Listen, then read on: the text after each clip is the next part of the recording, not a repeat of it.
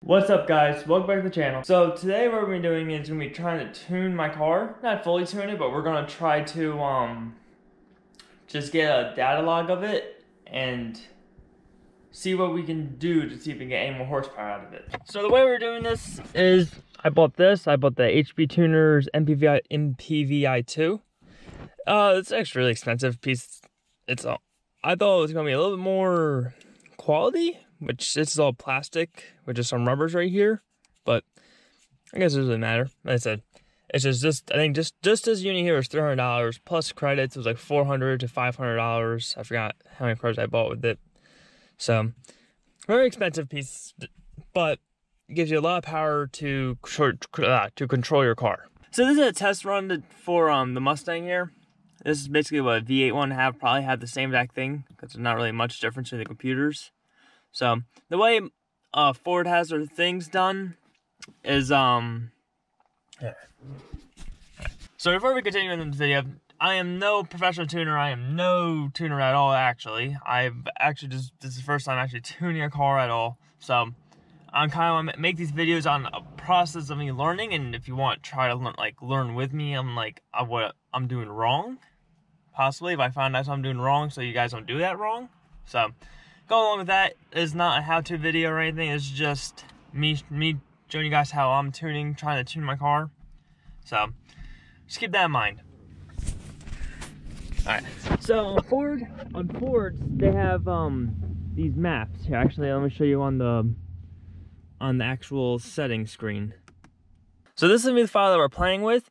This is for speed density, because Ford uses speed density. You have all these maps here. Now this is Ford. Ford has a bunch of map points, which I don't completely understand yet, but as I understand, there's all these different points of where it can be. So like you have this point where it could be any of these numbers here, or the same map but different set of numbers is like an offset. You have these numbers here too. But the way this software here puts all the information together is up here. We press edit speed density calculator. It gives you all of map 0. So this is the whole map 0. So all the maps here, if I change anything in this table here, all these tables here will be most likely changed. Now, of course, it depends where I change in the table, so it may not change every single 0 point, but it would do something to most of them. So now same goes for all the points here. Now there's up to 14 points in Ford with optimum power, but I don't think my car uses optimum power. I don't know what optimum power is yet. I looked it up, but I forgot what it is exactly. So let's go with that. Now same goes with Spark. Spark, we have 14 tables for MBT and Borderline. Now what I understand with this is Borderline is the maps they actually use this. These are the tables it uses most of the time. MBT is the max, I think, if I'm not mistaken, max spark you can have without knock, if I'm not mistaken. Which, if you don't know what knock is basically when a cylinder in the engine is coming up, and before it even gets to the top, it ignites, causing a rattle on the piston, which is knock, which sounds like marbles. So that's what knock is. So I don't know exactly. I might have that backwards, but this is like your maximum here, and this is what you run off of. Now Borderline might be, like I said, I'm very unsure. Actually, let me look it up real quick. All right, so I messed up on that.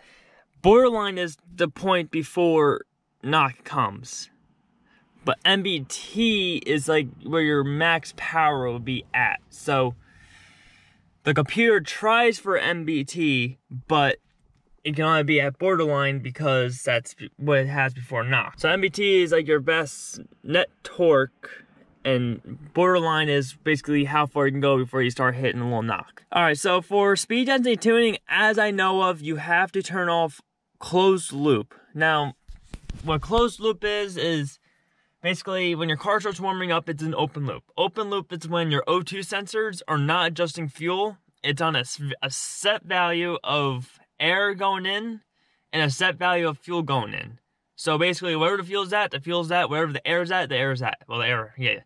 So wherever the fuel's at, the fuel's gonna stay at. The O2 sensors will not change fueling to adjust for lean issues or rich issues, which is why you gotta make sure open loop has a good base table of where the richness is, so it stays rich and doesn't lean it out completely, or doesn't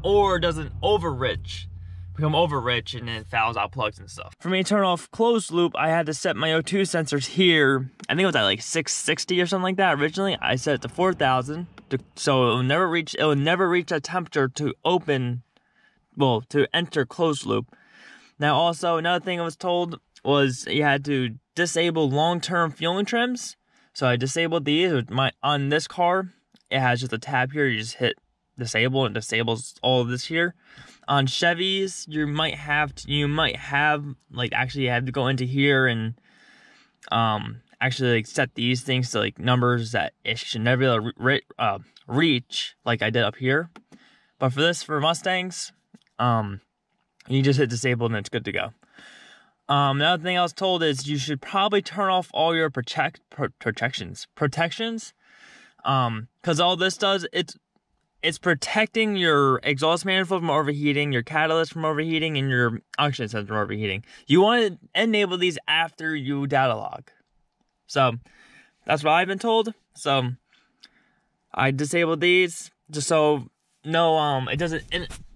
So it kind of goes into where you don't want anything interfering with the fueling. So if it's running rich, if it's running low lean, you want to get that data log of the lean issues within it.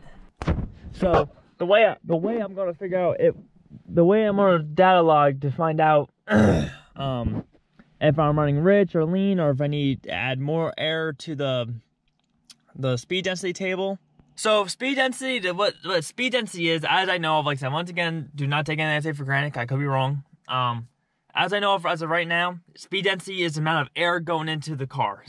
Speed density calculator, what all it's saying is this is the manifold pressure, this is the engine speed here, and what this is how much air is going in at this particular time. So at 2,961 RPMs, and let's see, 17.8 inches of mercury, you're going to be having 0.376. I don't know if that's percent or if that's just 3.6 something. It doesn't give me units up here, so I don't know.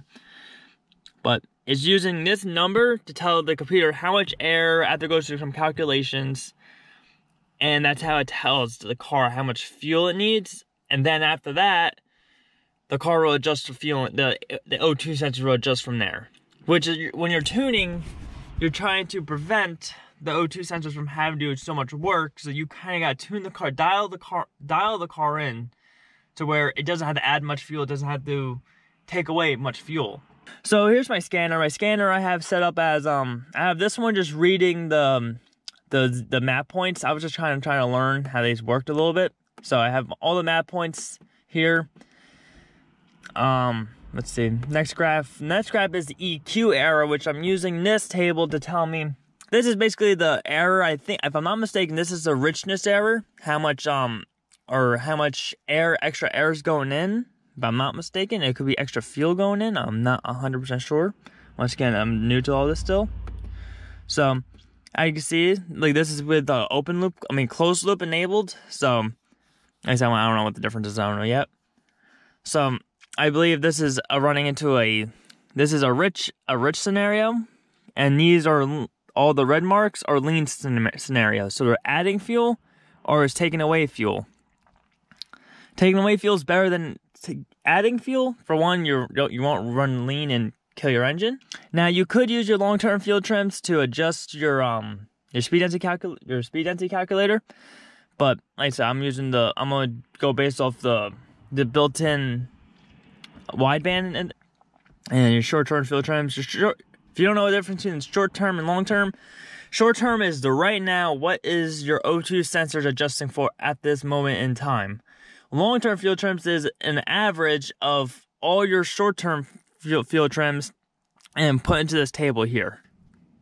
So note to self: if you guys are gonna try tuning at all, you're gonna have to 100% make a stock folder and put your stock tune, save a stock tune. Don't have original version of your tune somewhere. Because if you have anything goes wrong within the next tunes you make, and you, let's say for say, I took this tune, I wrote to it, I forgot what I did to it, and I couldn't go back to the stock version, I'm stuck with that tune. I had to take my car to Ford and now I had to reflash my computer because I messed up.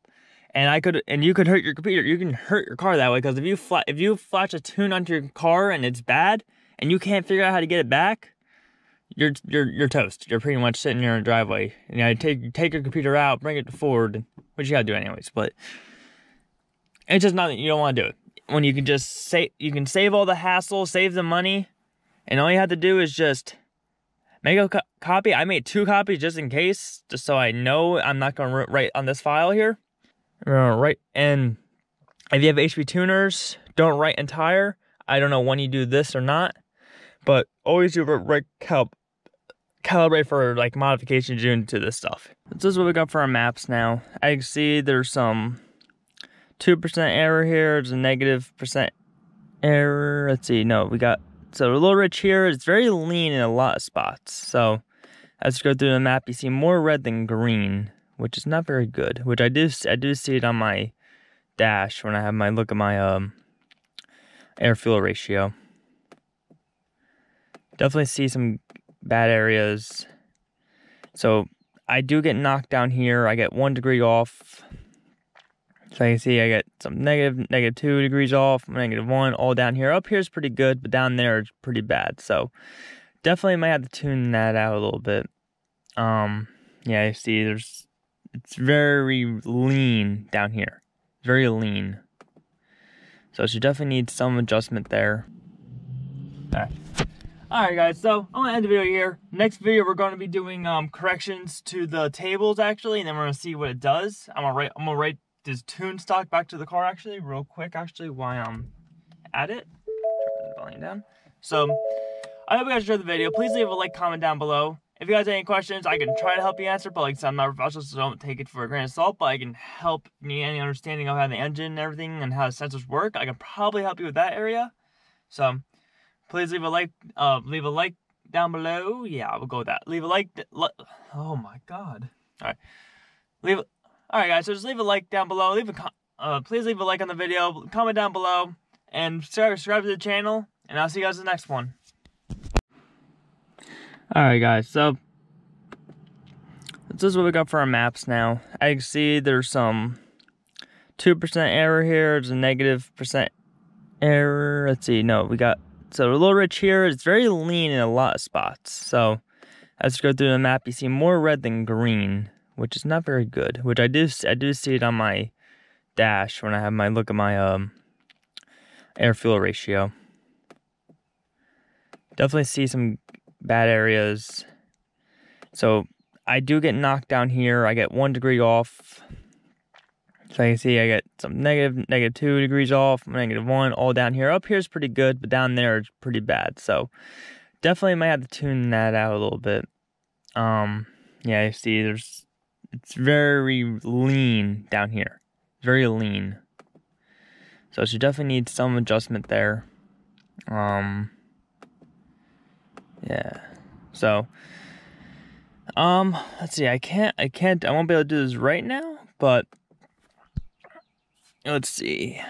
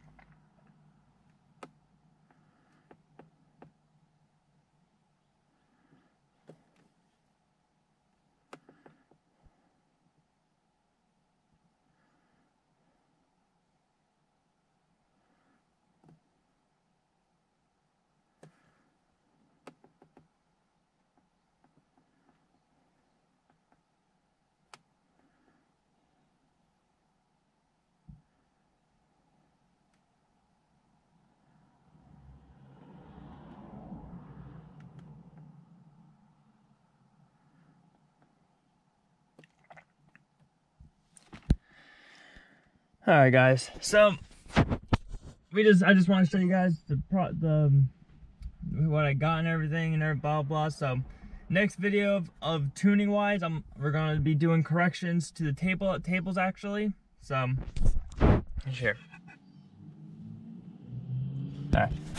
Alright guys, so I'm gonna end the video here. Next video we're gonna be doing corrections to the tables actually, and then we're gonna see what it does. I'm gonna write this tune stock back to the car actually, real quick actually, while I'm at it. Turn the volume down.